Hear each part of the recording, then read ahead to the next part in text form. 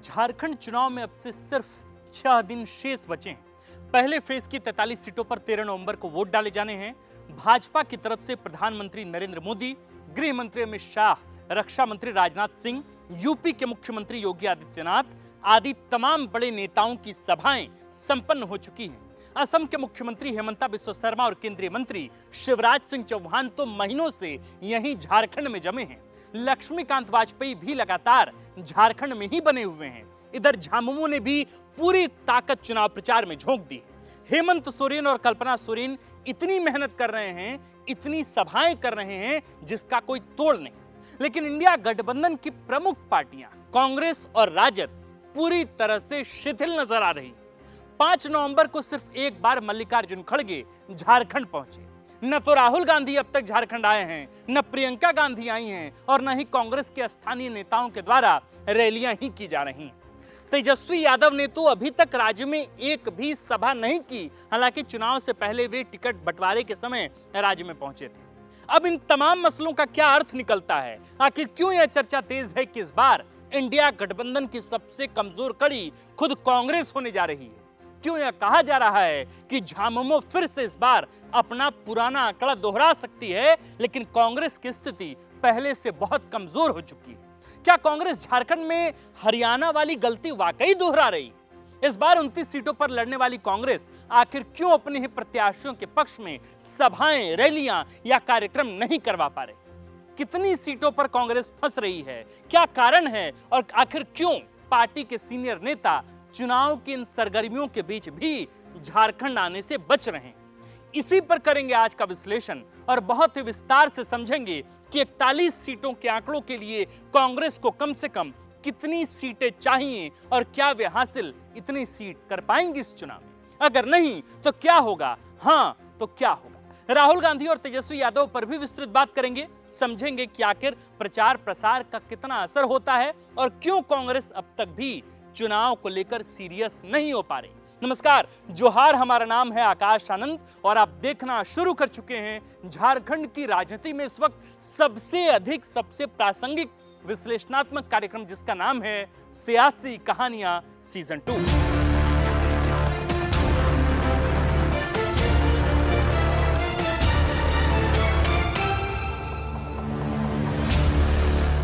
दो 2019 में कांग्रेस 31 सीटों पर लड़ी थी और 16 सीटें जीतने में कामयाब रही थी, जबकि झामुमो 43 सीटों पर लड़ी थी और 30 सीटें जीत कर आई थी। झामुमो का स्ट्राइक रेट था लगभग 70%, जबकि कांग्रेस का स्ट्राइक रेट था लगभग 50%।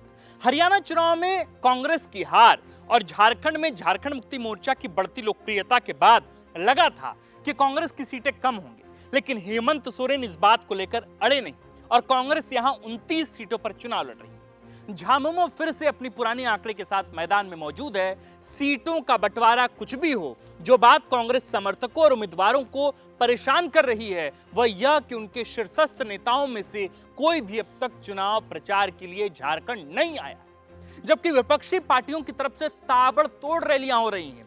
प्रधानमंत्री, गृह मंत्री और दो राज्यों के मुख्यमंत्री अपने आप को यहां झोंक रहे हैं।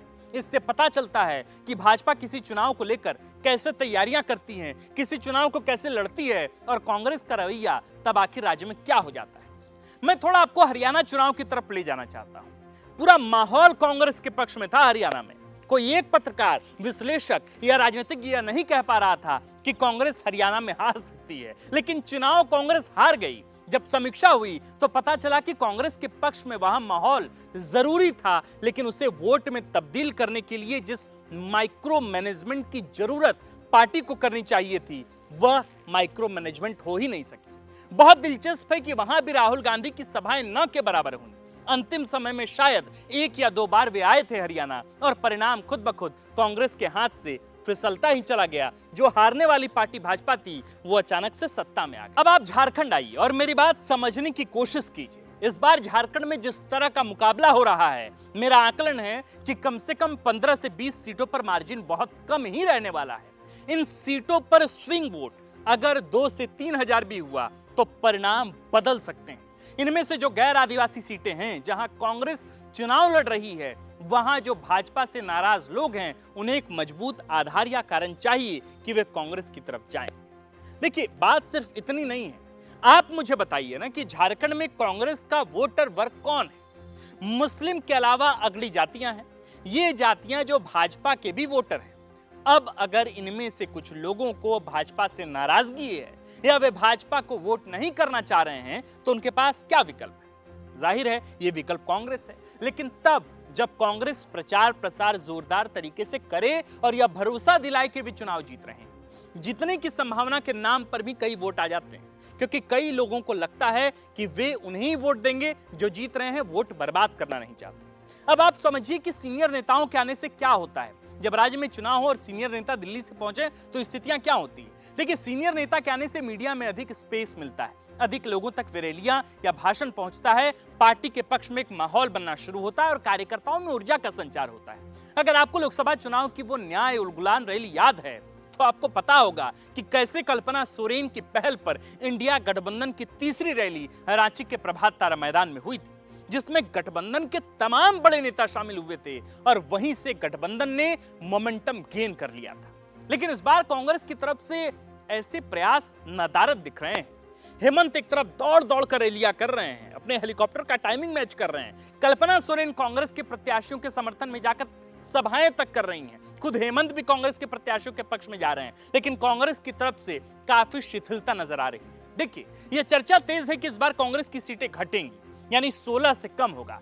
कितना कम होगा यह कहना बहुत मुश्किल है, लेकिन इस तरह की चर्चाएं लगभग सभी लोगों की जबान पर है। मैं भी यही कहता हूं कि इन सभी सीटों पर मार्जिन बहुत कम रहने वाला है। यानी अगर कांग्रेस चाहे तो इन सीटों को बचा सकती है, लेकिन फिलहाल ऐसा कोई प्रयास पार्टी नेतृत्व के द्वारा नहीं दिख रहा। आप अच्छी तरह समझते हैं कि झारखंड में सरकार बनाने के लिए झारखंड मुक्ति मोर्चा को कांग्रेस का साथ मजबूती के साथ चाहिए, क्योंकि कांग्रेस के बिना झामुमो सरकार नहीं बना सकती, हेमंत मुख्यमंत्री नहीं बन सकते। ऐसे में कांग्रेस की विफलता का असर झामुमो की सेहत पर भी पड़ेगा। ठीक यही स्थिति राजद के साथ भी है दोस्तों। तेजस्वी यादव बहुत दूर नहीं है। पलामू आदि के क्षेत्रों में तो पहले ही चरण में चुनाव है, लेकिन फिर भी वे अभी तक चुनाव में आए ही नहीं। अगर इसकी वजह झामुमो से सीटों को लेकर हुई नाराजगी है तो यह बेवकूफी है और कुछ नहीं। लेकिन अगर नाराजगी नहीं है तो निश्चित तौर पर गठबंधन का धर्म निभाने के लिए कांग्रेस और राजद को अपनी 100% देते हुए चुनावी मैदान में दिखना चाहिए था, लेकिन अब लेट हो रहा है। अब देखते हैं कि आगे राहुल, प्रियंका या तेजस्वी यादव में से कौन और कितनी बार झारखंड की धरती पर दिखाई पड़ते हैं, रैलियों को संबोधित करते हैं, कार्यकर्ताओं में ऊर्जा का संचार करते हैं। मैं यह बात बहुत गंभीरता के साथ दोहराता हूं कि बड़े नेताओं के आने से बहुत फर्क पड़ता है, पूरी दिशा बदल सकती है। कांग्रेस को झारखंड में हरियाणा वाली गलती नहीं करनी चाहिए। अपनी बात हम इसी बात पर खत्म करते हैं कि झारखंड में इंडिया गठबंधन की सरकार बनेगी या नहीं, यह बात 70% कांग्रेस पार्टी पर ही निर्भर करती है। बाकी आप समझदार हैं, जानते हैं कि इस कथन का अर्थ क्या है और इस कथन का प्रभाव क्या हो सकता है। हम आपसे फिर मुखातिब होंगे नए अपडेट के साथ और बताएंगे झारखंड में सियासत का हालचाल।